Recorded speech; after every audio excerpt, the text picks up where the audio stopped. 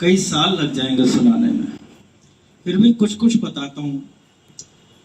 खुद शिव जी ने अवतार लिया और हमारे बीच आए और इतनी सरल प्रक्रिया इन्होंने कर दी। अभी जैसे आंचल आंटी ने कहा कि इस पूजा में कोई पंडित नहीं है, कोई इमिटेटर नहीं है, आप गुरु जी से डायरेक्ट एक स्वरूप के थ्रू जुड़ जाओ और आपका काम ना बने तो फिर बोलो। एक बार गुरु जी से जुड़ करके देखिए, आपके सारे काम क्षणों में, पलों में, किसी का आज तो किसी का कल बनना ही बनना है, उसको कोई रोक नहीं सकता है। गुरु जी ये शक्ति है कि आप इनसे जुड़ करके इनके आशीर्वाद को प्राप्त बहुत इजी वे में कर सकते हैं। जितने भी गुरु जी के सत्संग आप सुनते हैं उसमें आपकी सारी क्वेश्चंस के रिप्लाई मिलते हैं। गुरु जी के कुछ रूल्स हैं। गुरु जी के सत्संग में जब हम आते हैं तो सबसे पहले हमें अपना मोबाइल स्विच ऑफ या एरोप्लेन मोड में करना होता है, ये पहला नियम है। दूसरा नियम ये है कि जब हम जोड़े उतारते हैं, जोड़े मतलब जूचर चप्पल उतारते हैं, तो हमें अपना ज्ञान, विवेक और अपनी सब चीज को वही छोड़ के आना है। जब गुरु जी के सामने बैठिए तो बिल्कुल खाली दिमाग होकर बैठना है, कुछ नहीं। सब गुरु जी जानते हैं आपको क्या चाहिए, नहीं चाहिए, आपकी क्या चिंता फिक्र है, सब गुरु जी जानते हैं और सब चीज का निवारण बिना बोले कर देते हैं। आपको कोई चिंता नहीं करनी। ये मैं आपको पूरे विश्वास के साथ बोल रहा हूँ। आज से 2 साल पहले मैं भी एक नास्तिक किस्म का ही इंसान था। मैं भी, जैसे अभी आंचल आंटी ने कहा कि गुरुओं पर विश्वास नहीं करते थे, बहुत सारे गुरु हिंदुस्तान में हैं, लेकिन ये तो खुद शिव जी हमारे बीच आए थे। गुरु जी हमारे बीच आए एज ए इंसान, हमें गाइड किया, लेकिन हम उस समय पहचान ही नहीं पाए, समझ ही नहीं पाए कि हमारे बीच में कौन है। अगर हम समझ लेते तो शायद हम छोड़ते ही नहीं। लेकिन बहुत सारे लकी लोग हैं जो गुरु जी के साथ रहे, जिन्होंने सत्संग किया, गुरु जी के द्वार में जाते थे। अगर आप लोग के पास टाइम हो तो एक मैं छोटा सा सत्संग आपके साथ शेयर करता हूँ। मनोज ज्योति अंकल ये जलंधर में रहते थे। इनकी एक छोटी सी टेलरिंग की दुकान होती थी जिसमें वो कपड़ा भी बेचते थे और सिल के भी देते थे। ये बड़ी पुरानी बात है, आज से 25 साल पुरानी बात है। एक दिन उन्होंने देखा उनके दुकान के ठीक ऑपोजिट में एक फिएट कार आकर के रुकी। उसमें से एक बहुत सुंदर इंसान उतर करके उनकी गाड़ी की तरफ आया। इन्होंने अपनी दुकान से उनको देखा तो लगा कि इनको कोई बहुत बड़ी हस्ती मेरे पास आ रही है। वो गुरु जी थे, इनकी दुकान में आए और इनको बोला कि भाई मेरे को सफेद पैंट का कपड़ा दिखाओ। तो इन्होंने उनको सारी थाने रख दी उनके सामने। उसमें से एक गुरु जी ने पसंद की और बोले कि इसके मेरे 10 पैंटें सिल। अब दुकानदार बेचारा छोटा आदमी था उस जमाने में, वो परेशान हो गया। 10 पैंटें सफेद एक ही तरीके की कौन सिलाता है, आप बताओ। तो वो कुछ परेशान सा हो गया। खैर उसने कुछ नहीं बोला, उसको बोला हमने तो पैसे से मतलब है, पैसा मिल जाएगा, हम सिल दें। गुरु जी ने उसको अपना नाप दिया, उसने नाप ले लिया।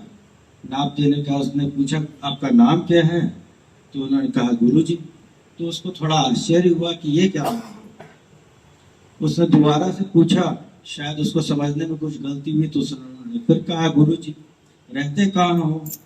तो उन्होंने कहा कि 300 डिफेंस कॉलोनी, कोठी नंबर 300 डिफेंस कॉलोनी। उसने नाम नोट कर लिया और बोला साहब एडवांस दे दो। तो गुरु जी ने कुछ ऐसे किया और 500 रुपए का एक नोट निकाल करके उनको दे दिया। अब वो दुकानदार बड़ा परेशान कि 12,500 का बिल है और गुरु जी ने मेरे को 500 रुपए दिया है, तो मैं ये कपड़ा कैसे सिलूं। अपने मन में सोच रहा है, बोला कुछ नहीं। बोला ठीक है आपका सिल जाएगा और बाकी पैसे, बोले पैसे आ जाएंगे। तो उसने कहा ठीक है आप 10 दिन बाद कपड़ा मंगवा लेना। गुरु जी उतर के चले गए। लेकिन गुरु जी का तेज इतना था, वो दुकानदार ठीक से उनका चेहरा भी नहीं देख पा रहा था। इतना गुरु जी के फेस में एक प्रकाश, एक तेज, एक एकदम लाल चेहरा। गुरुजी अपने घर आ गए। 7-8 दिन बाद, 10 दिन बाद जब कपड़ा नहीं आया तो गुरुजी ने अपने दो सेवादारों को भेजा कि भाई जाओ जरा देखो, मेरे कपड़े नहीं आए, मैंने पेंटे सिलने के लिए दी हैं। तो 2 सेवादार गए, उनको जाके बोले कि भाई मेरा कपड़ा, गुरुजी का कपड़ा। तो उसने कहा कि भाई 500 रुपए दे के गए हैं गुरुजी, और ये 12,500 का कपड़ा है, मैं बहुत छोटा आदमी हूँ, मेरे को बाकी पैसा मिलेगा तभी मैं सिलूंगा, नहीं तो मैं नहीं सिलूंगा। तो सेवादार बोले अरे तुम चिंता मत करो, तुम्हें पैसा मिल जाएगा, तुम जानते नहीं हो ये कौन है, कौन खुद तुम्हारी दुकान पर है, तुम नहीं जानते हो। लेकिन वो दुकानदार कुछ माना नहीं, और उसने किसी तरीके से उनको टाला और वो चले गए। उसने फिर 10 दिन का टाइम दिया। 10 दिन बाद दूसरे सेवादार इस बार वहां गए और उन्होंने कहा भाई मेरी पैंट दे, गुरुजी की पैंटें दे दो। इस बार भी पैंटें नहीं बनी थी। दुकानदार कैसे बनाता, 500 रुपए मिला था, 12,500 का बिल था। तो वो परेशान हो गया, क्या ये मैं कौन से उसमें पड़ गया, 500 रुपए मिला है, 12,500 का बिल है, कैसे सिलूं। छोटा था उस समय वो दुकानदार, बहुत छोटा था। उसने फिर उसको टाला कि ठीक है 8-10 दिन बाद ले जाना। 8-10 दिन बाद वो फिर तीसरी संगत आई, 2 सेवादार फिर आए, एक सरदार जी आए और एक और सज्जन साथ में आए। उन्होंने आके उनको 5,000 रुपए दिए और बोले कि ले भाई अपना पैसा ले, लेकिन गुरुजी की पैंटें सिल के जल्दी से पहुंचा। तो उसने दुकानदार ने अपने मन में सोचा कि चलो 5,500 तो आ गए हैं, आदमी भी जो आया था बड़ा जेंटल था, बहुत उन्हें तेज था, चलो अब मैं सिल देता हूँ। ये बोल के उसने पैंटें काट के रख ली। काटने के बाद वो फिर से विचार करने लगा कि यार इतनी तो मैं, इससे ज्यादा तो मेरी लागत है, मैं कैसे सिल के इनको दूं। एक साधारण इंसान जो व्यापारी होता है उसकी सोच ऐसी ही होती है। वो फिर टाल गया, लेकिन उसके मन में कुछ आया तो उसने कहा कि चलो मैं एक बार देख आता हूँ कि ये है कौन। उसने अपना स्कूटर शाम में 4:30 बजे स्टार्ट किया और वो कोठी नंबर 300 डिफेंस कॉलोनी पहुंच गया। वहां गया तो वहां लाल बत्ती नीली बत्ती की गाड़ियां लगी हुई थी, बहुत बड़ी कोठी थी। बाहर से देख के ये बेचारा परेशान हो गया, गरीब बंदा था, उसको क्या पता कि अंदर कौन होगा। कहीं सोच रहा था कहीं मेरे को मार ना पड़ जाए, कहीं मेरे को डांट ना पड़ जाए, जो एक साधारण आदमी सोचता। लेकिन फिर भी वो हिम्मत करके अंदर चला। जैसे ही वो अंदर गए तो उसने देखा कि रेड रंग का कारपेट रूम में बिछा हुआ है और वहां धीरे धीरे गुरबानी, जो अभी हम लोगों ने जैसी गुरबानी सुनी वैसी गुरबानी चल रही थी, और बहुत सारे वीआईपी टाइप के लोग बैठे हुए थे, सूटेड पोटेड। अब वो सोच रहा है कि मैं कहाँ गरीब आदमी यहाँ फंस गया, मेरी आज कहीं बेइज्जती ना हो जाए, मेरी आज क्लास लग जाएगी। अंदर से गुरुजी ने आवाज लगाई, पूछा कि भाई ज्योति आ गया, मनोज ज्योति आ गया। तो एक सेवादार ने जाके गुरुजी को बोला कि जी वो आ गया। बोले कि उसको पहले चाय प्रसाद पिलाओ। तो मैं बीच में एक दूसरा वो ऐड कर देता हूँ, चाय प्रसाद, जल प्रसाद और लंगर प्रसाद, यहाँ 3 प्रसाद हमें गुरुजी के द्वारा में जब भी आप आते हैं तो मिलते हैं। चाय प्रसाद कंप्लीट करना है, जल प्रसाद भी अपना, या कोई भी प्रसाद अपना किसी दूसरे को ट्रांसफर नहीं करना है। ये हमारे गुरुजी के मंदिर का नियम है, ठीक है। वो आपकी ब्लेसिंग है, वो आपने ही लेनी है, किसी दूसरे को नहीं देनी है, ठीक है। नहीं खाया जाएगा तो पहले ही सेवादार को बोल के कम करवा लीजिए, लेकिन छोड़ना नहीं है, एक कतरा भी छोड़ना नहीं है। वो आपकी ब्लेसिंग है, वो आपकी पता नहीं कितनी बीमारियों को काट देगी। इसको मजाक या हल्के में मत लीजिएगा, ये सत्यता है, विश्वास है। विश्वास जब आपको हो जाएगा तो आप भी ऐसे ही हमारी तरफ बोलोगे, ठीक है। टाइम लगेगा बट होगा। तो वो एक सेवादार को बोल के ज्योति अंकल को चाय प्रसाद मिला। ठंड बहुत थी, ठंड के दिन थे। ज्योति अंकल ने कहा कि मेरे लिए ये चाय नहीं आई होगी, लगता है तुमको गलती लग गई, मेरा नाम तो ज्योति है, लेकिन मेरे को चाय क्यों देंगे कोई। बोले नहीं नहीं, आप ही का नाम लिया, आप चाय। जब चाय पी ली तो गुरुजी ने उनको अपने रूम में बैठाया। जब रूम में गए तो खूब सुंदर रूम था। गुरुजी नीचे आसन पर लेटे हुए थे, ठीक वैसे ही जैसे कि हमारे विष्णु भगवान शैया पर लेटते हैं और माँ उनका पैर दबाती है, एक सेवादार उनका पैर दबा। जब अंकल रूम में पहुंचे, इस सत्संग में हर मेल अंकल है और हर फीमेल आंटी है, ये हमारे इसका नियम। जब अंकल अंदर गए तो गुरुजी ने कहा, आ गए तुम? पंजाबी में, तुम आ गए? तो उसने कहा कि जी मैं आ गया, मेरी पैंटें सिल ली।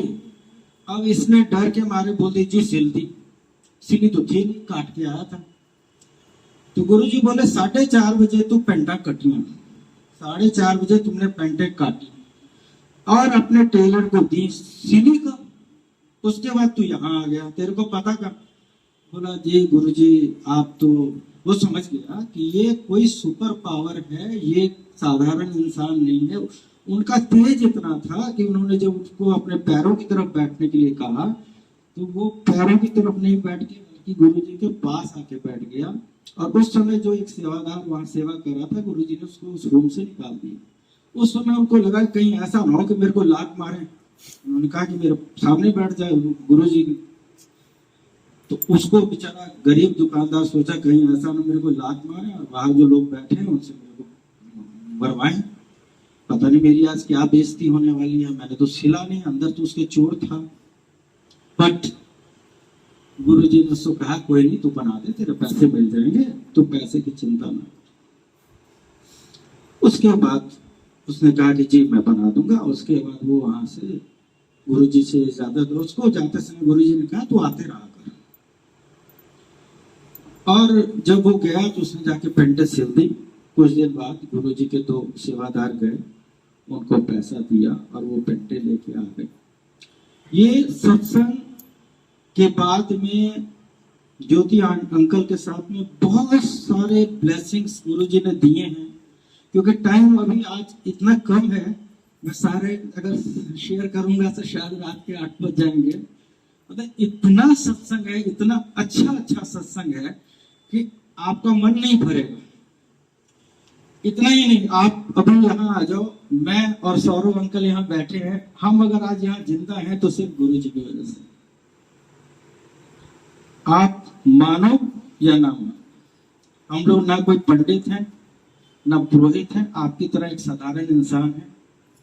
अगर मैं यहाँ आज खड़ा हूँ और सौरभ अंकल अगर हमारे बीच हैं तो ये सब गुरुजी के आशीर्वाद। इसलिए आपसे रिक्वेस्ट है, महाशिव जिन्होंने हमें इस अवतार के रूप में आकर के, जिनको हमने देखा है, जिनको हमने अगर डायरेक्ट नहीं देखा है तो हमारे और सत्संगी भाइयों ने देखा है, जिनके साथ की बहुत सारी, आप हमारे जब इसमें ग्रुप में आओगे, अभी कुछ दिन बाद हमारे यहाँ पटना में लस्सी आंटी आने वाली हैं जो गुरुजी के साथ बहुत ज्यादा अटैच रही हैं, उनका प्रोग्राम होने वाला है। आप हमारे ग्रुप में ऐड हो। और गुरुजी का एक नियम था, आप आज हमारे कहने पर नहीं आया हो, आप गुरुजी के कहने पर आज यहाँ आए हो। गुरुजी ने आप लोग को बुलाया, हमने या सौरभ अंकल ने या प्रमोद अंकल ने या आंचल आंटी ने नहीं बुलाया। आप ब्लेस्ड हुआ इसलिए आज आप यहाँ आ पाए।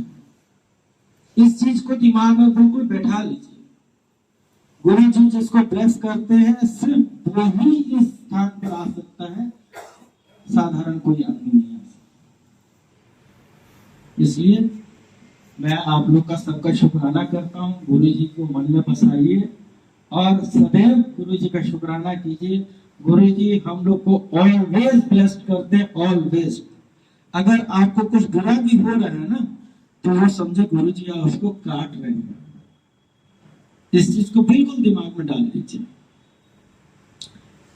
और सबकी सुनी जाती है, किसी की आज किसी की कल।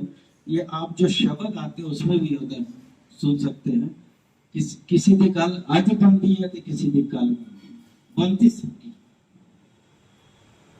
शुक्राना गुरुजी, बहुत बहुत शुक्राना, अनंतम शुक्राना। Thank you.